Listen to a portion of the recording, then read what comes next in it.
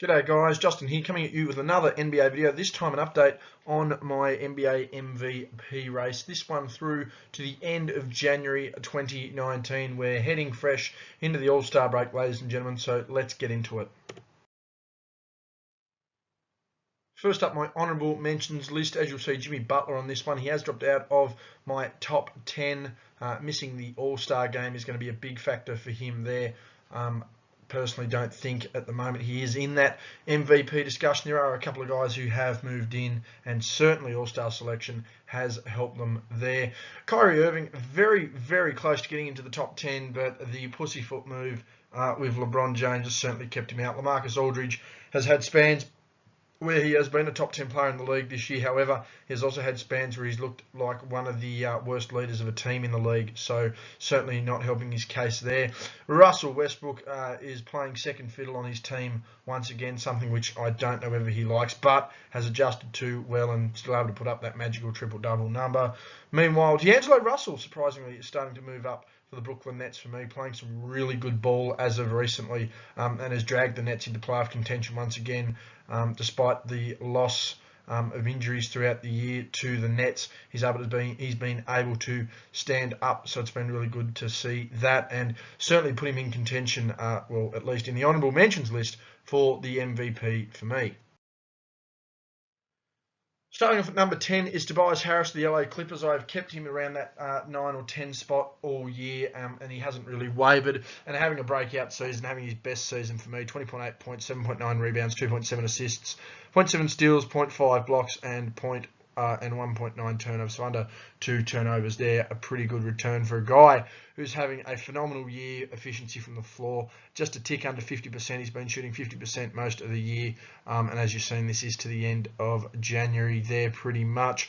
42.6 3-point shooting, 87.8 free throw percent shooting. He's been having a good run, there's no doubt about it. And again, he's carrying the Clippers to an unlikely playoff berth. A lot of people wrote the Clippers off this season, and they've had a very good showing to the point where they're actually ahead of the Lakers. Now, obviously, LeBron's injury has cost him, and for me, will make sure it will keep him out of MVP contention for me. You can't miss that many games and still be an MVP unless you put up absolutely ridiculous statistical numbers. It's not going to happen. Again, I thought he was unlucky not to be rewarded with an All-Star selection. For me, Tobias Harris, no doubt, having an All-Star year. But he's going to have to keep up his level of play and maybe even increase it a little bit more here, because he is in danger of losing touch in the West. And as we know, once you start to lose touch in the West, you often fall very quickly. And that's something the Clippers can't afford to do. But for me, Tobias Harris still hangs in there as the 10th man on my MVP race. At number 9, I have Damian Lillard of the Portland Trail Blazers. Lillard was in my MVP race earlier in the year. He is back in it now. 26.4 points, 4.6 rebounds, 6.3 assists, 1.1 steals, and 0.5 blocks on just under 3 turnovers a game. 45% shooting from the field isn't great, but it is probably the minimum required at the moment for superstar guards, which should tell you sort of the quality in the league. Everyone relies on effective field goal and true shooting, but at the end of the day, it's your field goal percentage that is a big determining factor come playoff time when you're not getting the calls. 37.2 from deep, certainly can't complain there, and 90.8 from the free throw line, very efficient. Once again, he is busting his gut every night, no matter what. He is a competitor, and he is a fierce son of a gun, there's no doubt about it, and that is one thing that I like in a player.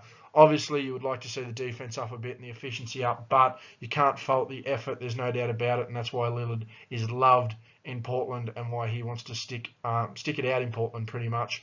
Again, as I mentioned, one of the biggest competitors in the league. I mean, he's competitive and he busts his gut every night. He is an effort guy, there's no doubt about it. I mean, he's a major player out there in the West in the guard category, there's no doubt about it. However, he's going to need another big run for the end of the season here to push the 3rd seed. Portland currently in 4th, so they are knocking on the door of the 3rd seed. And I mean, who knows? I mean, there are some other guys on this list who I think are more shoo-ins for the MVP, there's no doubt about it. But, I mean, Lillard will attract votes for that 3rd seed, particularly if the Blazers start getting a bit of momentum. And there's always been this push and this love for Damian Lillard. There's no doubt about it. At number 8, I have the Joker, Nikola Jokic, from the Denver Nuggets on the season. 20.2 points, 10.5 rebounds, 7.7 assists or 1.4 steals and 0.7 blocks on just over 3 turnovers a game. He's shooting over 50% from the field, over 30% from deep for a guy who takes them. He wants to make them a bit more. However, pretty good shooting from the foul line, especially for a big guy, at a bit under 85% there. I mean, he is the best player on the top seeded team in the West, and that is going to obviously draw him votes. There's no doubt about it.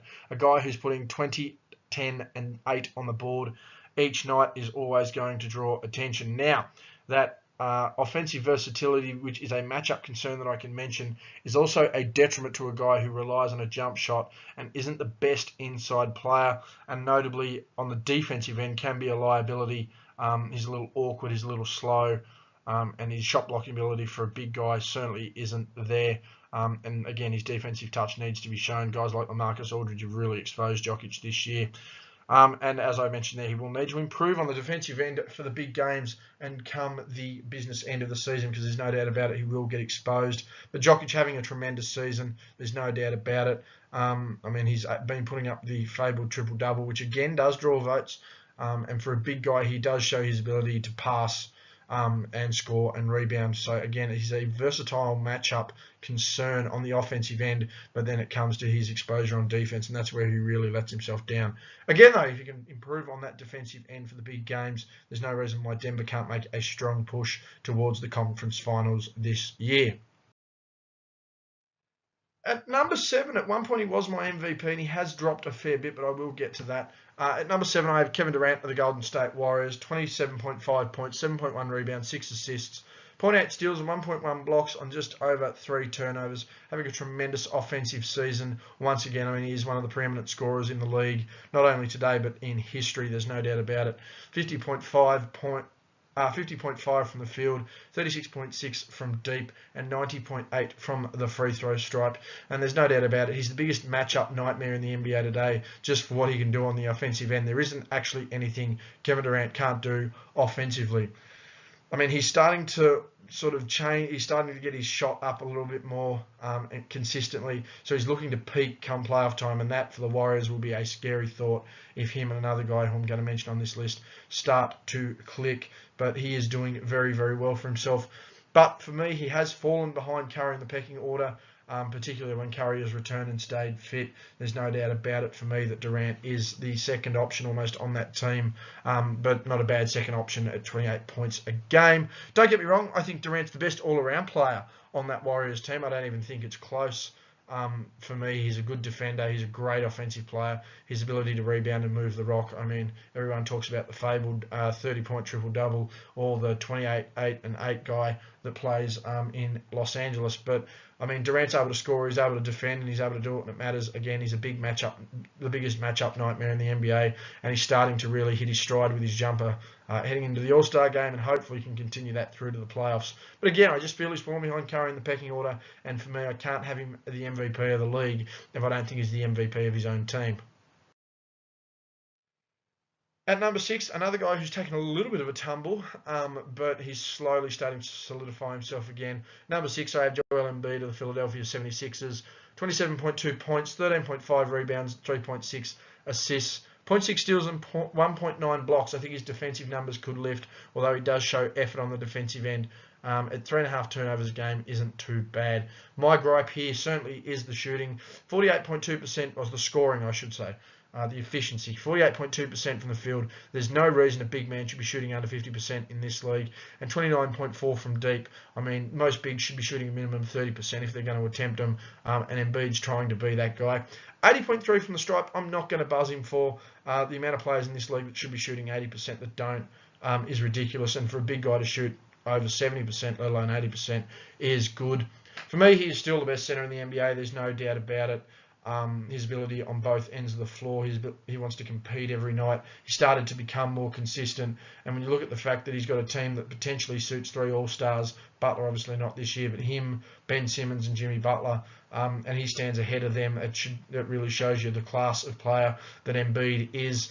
And again, for me, he's the undisputed best player in that team, and he's the leader of a top 3 team, albeit in the East. He is a leader of a top 3 team that does draw attention, it does draw votes. However, he's going to need to start making more shots and being a little more efficient with the basketball. Again, big guys should shoot over 50%. That should be a given. If he's going to shoot that many threes, he should be a 30% three-point shooter. That's a given. Turnovers, I'm not that impressed with either, albeit not too bad for the possession that he has. And I think his defense could lift, really. 1.9 blocks for the best center in the league, something he really needs to work on. There is another guy in New Orleans who has tremendous defensive ability and probably is the best big going, but his decision making off the court has certainly hampered him in this race, and you probably might not see him. And another guy who's pretty good friends with, you might not see them on another video for the rest of the year. At number 5, it's not that much of a gap, but at number 5, I have Steph Curry, the Golden State Warriors, 29.2 points, 5.1 rebounds, 5.3 assists, 1.1 steals and 0.3 blocks. He's not a great defender, Steph, but he works within his team scheme and usually is able to defer his defensive assignment to the likes of a Durant, to a Thompson, and even a Draymond. 2.9 turnovers, so he's scoring 29 a game on less than 3 turnovers. Can't complain there. 29, 5 and 5, a bloody good output, and tremendous shooting numbers. No one's going to criticise the guy who's going 49, 45 and 92 from the field.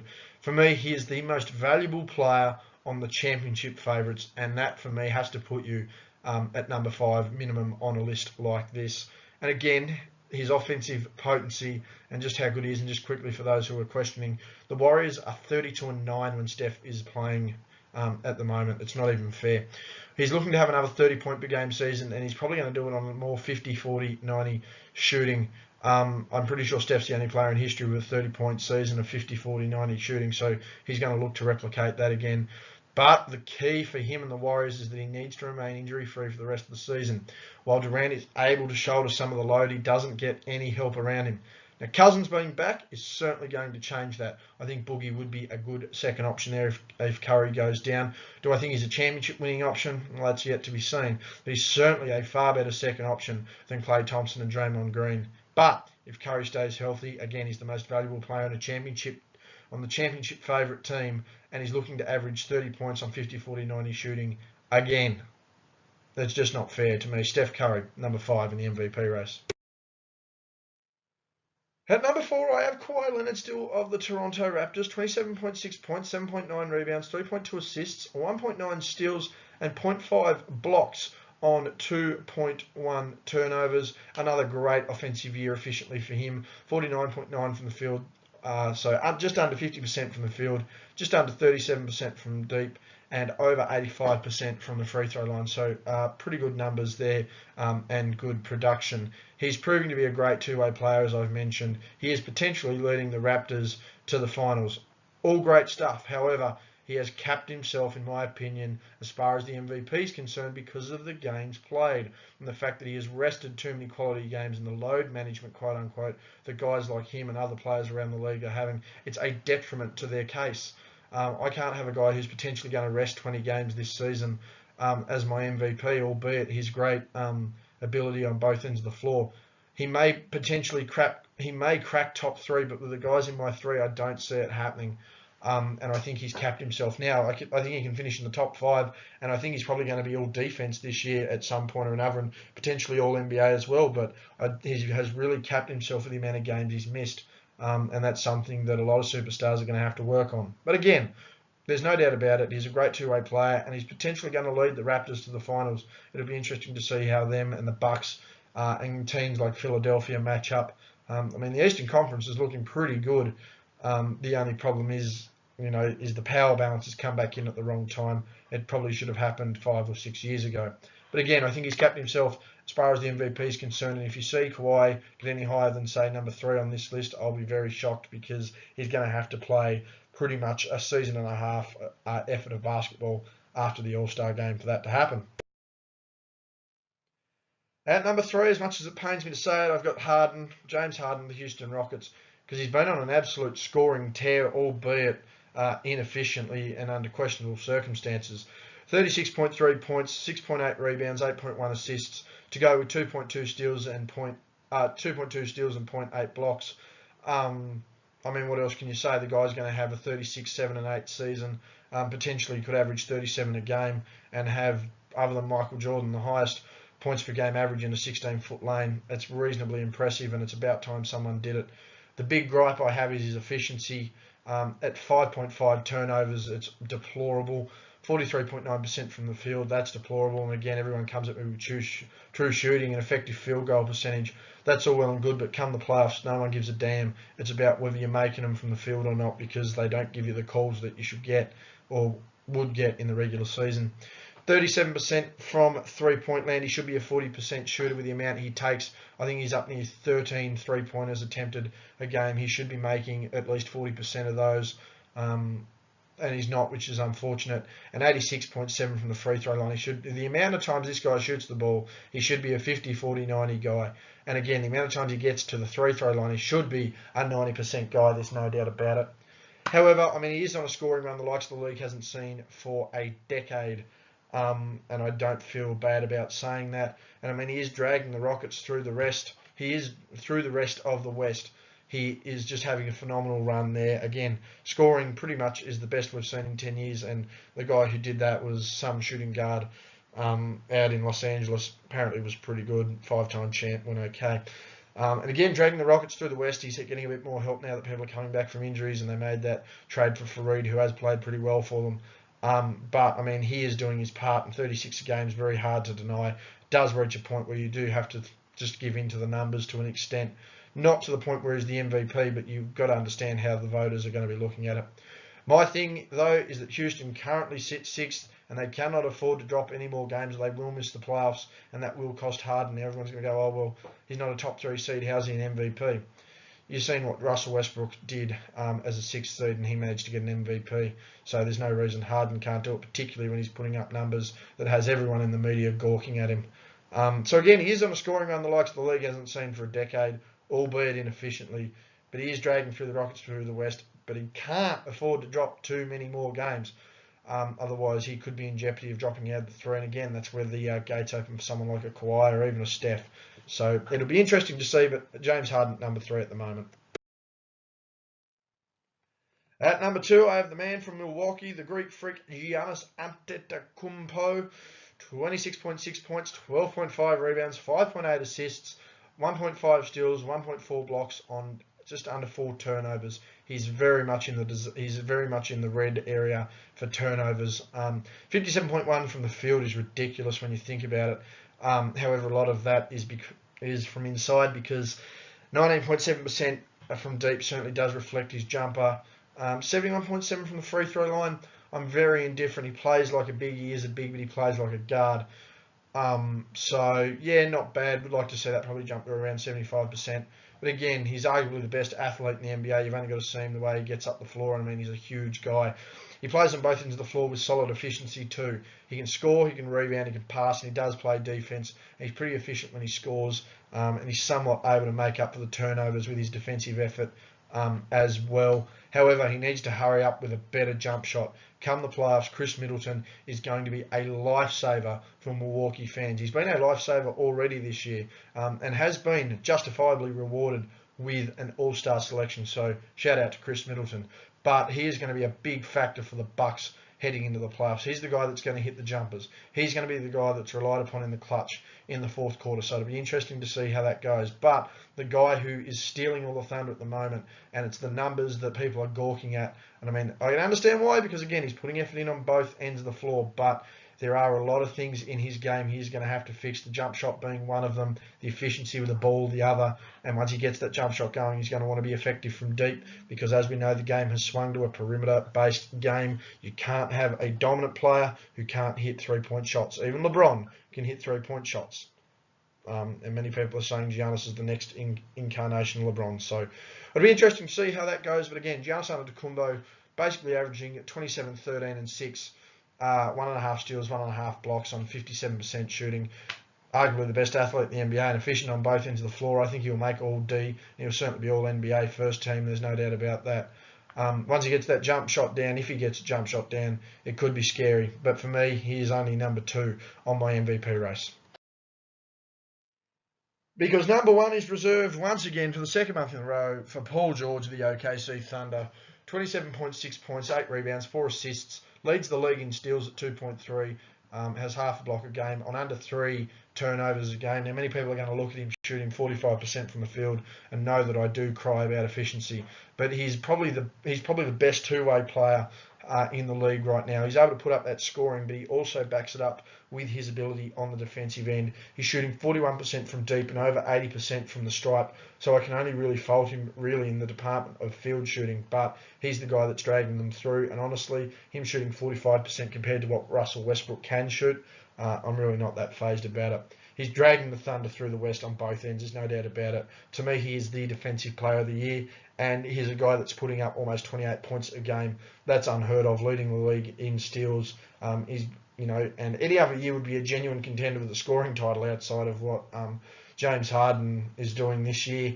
So it's very hard to fault him at this point. Again, he's dragging the Thunder through the West on both ends, and he is the defensive player of the year for me. Again, a lot of his defensive effort comes from Russell Westbrook, and the fact that Westbrook does miss a lot of assignments. However, it should be noted just how good of a defender Paul George is, has been an all-defensive player before, and will certainly be, to me, has to be on the All-NBA first team this year. There should not be an argument for it. I think him, Steph, and Giannis, Joel Embiid, who comes in after that? Hard to argue between someone like a Durant and argue someone like a Kawhi. Kawhi probably misses 2 games. Durant probably gets the nod, but it's going to be very interesting to see how the All-NBA team stacks up. But I think Paul George has to be on it, and for me, he's the MVP of the league. What he's doing on both ends of the floor, carrying a resurgent OKC Thunder. Westbrook having gone back to a second role has certainly helped him, and there's no doubt about it. He has benefited the team in that way, but I think he's just absolutely helped boost Paul George to another level this year. A lot of people wrote off Paul George after the leg injury, and a lot of people, myself included, certainly questioned whether Paul George over the last 2 seasons has really been in that superstar category. Well, for me, he's arguably the best player in the league right now. What else can you say? The guy's a miracle. For the injury he sustained and the level of play he's putting up now, we have the potential to see a guy win the Defensive Player of the Year and the MVP in the same season. Been a while since that's been done. Pretty sure the last guy to do it was Hakeem Olajuwon. Wasn't a bad player. Paul George, my number 1 on my NBA MVP countdown through to the end of January 2019. And that's been the video, guys. Thank you very much for watching. Hit that like button. Let me know what your MVP race looks like and where you think everyone will pan out in mine. Hit that subscribe button for more NBA content. Hoping to up it a little bit after the All-Star break. We'll have a better idea of how the league sits. But hopefully the content will be boosted from there. Hit me up on Twitter, Justin_G_Brian, always talking sports and hoops in particular. Thank you very much for watching the video, guys. And I'll see you guys next time.